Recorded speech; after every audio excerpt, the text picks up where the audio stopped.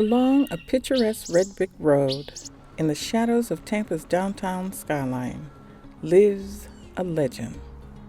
My name is Doris Ross Reddick. I decided to be a teacher not because it was something I wanted to do, but it was a desire of my mother's.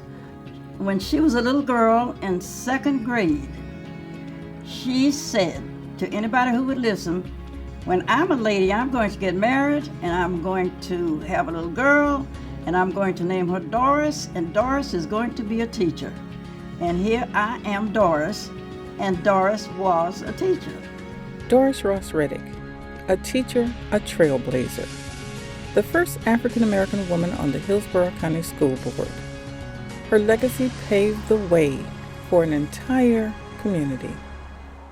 She was one of the early pioneers of getting elected to public office here in Hillsborough County. So she basically laid the groundwork for many of us who are now elected to do what we can be doing. She was an educator, she was a leader in the community, and she went on to the school board to establish some ground rules and making sure that all students can get the proper education they can get. Mrs. Reddick's beautiful daughter, Clemmy, followed in the family's footsteps of first. She became the first African-American cheerleader for the Miami Dolphins.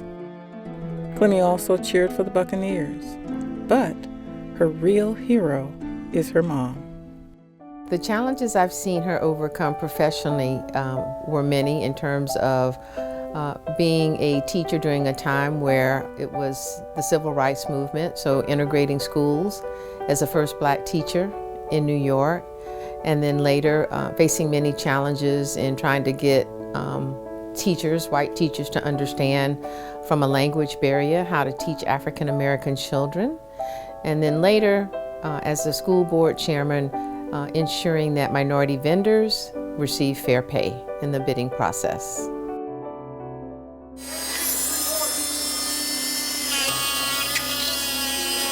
When Mrs. Reddick realized that the school district's entire annual budget for minority contract workers was an insulting $1,084, she persevered until changes were made. I am very disappointed, and I am requesting honest answers to the following questions related to that item. There are no Afro-American consultant engineering firms under contract, ever been under contract with the school board. Let's get that straight. So no Afro-American engineer ever worked there. Well, I know that was very unfair. So I began to look about and ask questions, and I said, now, that can't be true. That can't be true. And it was true that they gave $1,080 to the black minority vendors. And so when I left, they were in the millions, multi-millions. And I feel very proud of it. The most fantastic thing that I ever seen Miss Reddick do was probably the day that she established the Office of Supply Diversity. That was historical. She's taken that from that so-called 1,084 to millions, to 20 or 30 millions that minorities and small businesses are doing. During desegregation in 1971, Blake and Middleton high schools were turned into middle schools. Mrs. Reddick was instrumental in finding 2 African-American architects to rebuild those schools in 1997 for a community that had deeply missed and cherished their high school alma maters. Miss Reddick was responsible for what? Bringing Blake back in 1997. Miss Reddick was responsible for bringing Middleton back in 2001. Miss Reddick brought back those historically black schools back. It was not easy getting the school district to do that, so that the children in those immediate neighborhoods of East Tampa, where Middleton is, and Blake, where West Tampa is, could have their historical schools back. Doris Ross Reddick did not do it alone. There were parents, there was a community behind her, there was just a whole lot of other things that people don't know about. It doesn't just happen. You get it in your mind and then you work at it. When Mrs. Reddick ran for the school board the first time in 1994, some voters worried that she was too soft-spoken. Her son, Ross, says her refined style was actually a huge strength during his mom's 12 years on the school board. Diplomacy will take you a lot further than acrimony. You can go and yell and scream and do all those things, but usually diplomacy is usually the best course of action in most cases of anything. Politics, family, business, and that's what she taught me. Doris was born in West Tampa in 1927. The neighborhood included a thriving Robert City, which was dismantled when Interstate 275 was built.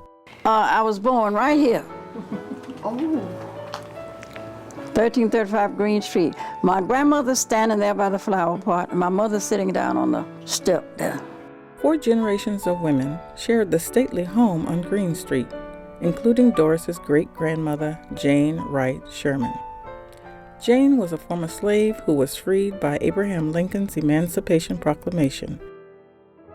As a child, Jane played with the white children on the plantation, but she was never allowed to touch their books. Once she was free, Jane was determined that her children and future generations of her family would get an education and discover what was in those forbidden books. As the daughter of a legend and the experience I gained from my mother, I realized I've just been very blessed and fortunate to be a part of her life story, to witness and watch what a single woman can accomplish. And in that process, it really does show you how one person can make a difference, not only for yourself and your family and your community, but for really the entire world. Doris's mom, Clemmy Ross, was a teacher here at Lomax Elementary in Tampa, and she often brought her toddler to school with her. By the time that Doris was 4 years old, she was smart enough to go to the first grade. When I was about 9 years old, I was a queen of Lomax School, and I was in the 6th grade, I believe. After graduating from Middleton High at 16, Doris decided to attend Bethune-Cookman College because her grandparents were friends with the college founder, Dr. Mary McLeod Bethune.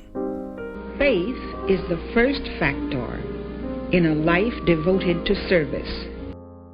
I went to Bethune-Cookman College for my college education. And I was elected Miss BCC my senior year at Bethune-Cookman College. My grandmother was so proud until she kept that ribbon that they put on you, and she gave it to me, and it's still in my house now. Her diploma is even signed by Dr. Mary McLeod Bethune. Mrs. Reddick's oldest son, Kenneth, describes his mother's sacrifices for others. She was a school teacher by day, a night school teacher by night. She assisted in the family business, which we had a sundry store, as well as being a full-time mother and wife, which pretty much took care of any extra time that she may have had. While teaching at her first school, Simmons in Plant City, Doris met the former Tuskegee Institute All-American basketball star, Charles Perry. Perry was a teacher and a coach. They married and raised 3 children. 25 years later, the marriage ended, but they had instilled the power of knowledge to their sons and daughter. Well, the educational legacy in my family goes back generations, and particularly at that time, primarily as a key profession, African Americans were only allowed to teach. So most of the family members were teachers.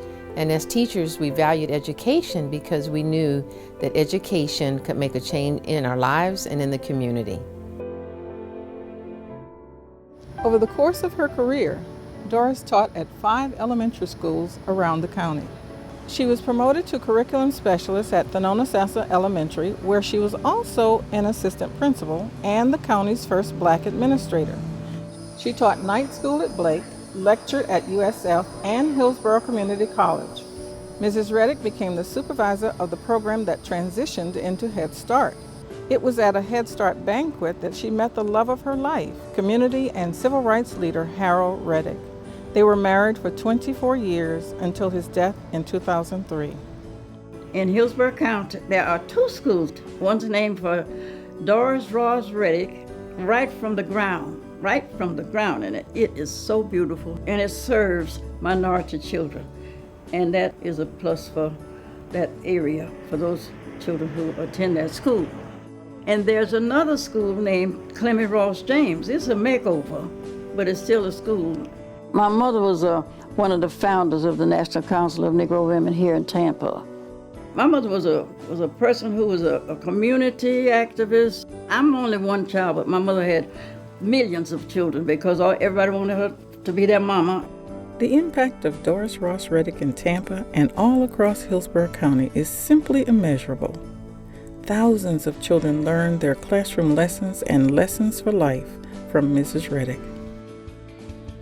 Mrs. Reddick has proven that through education, anything is possible.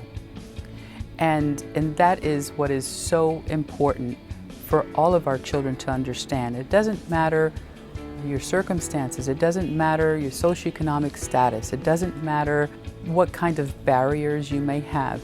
Set your goals, get up and make it happen, like Mrs. Reddick, because they help to pave the way. But then you got to look back and you've got to hear the stories of the past. You have to hear the stories of the people who overcame way more challenges and bigger barriers than what our students now are facing. But it was because they did all those things in the past with great character. It sends a powerful message to our kids. And so that's what we should get out of this: gratitude, appreciation for the people that have gone before us, the ones that we stand on their shoulders. We stand on their shoulders because of what they've done. Now we have the ability to be great leaders and great people in this community now and into the future. Mrs. Reddick's legacy is the fruition of the determination of a young slave, her great-grandmother, who wasn't allowed to even touch a book. To a mother's dream of having a daughter named Doris who would become a teacher, how could these dreamers have ever imagined all the accomplishments of Doris Ross Reddick? I want them to know that they matter. Young people matter.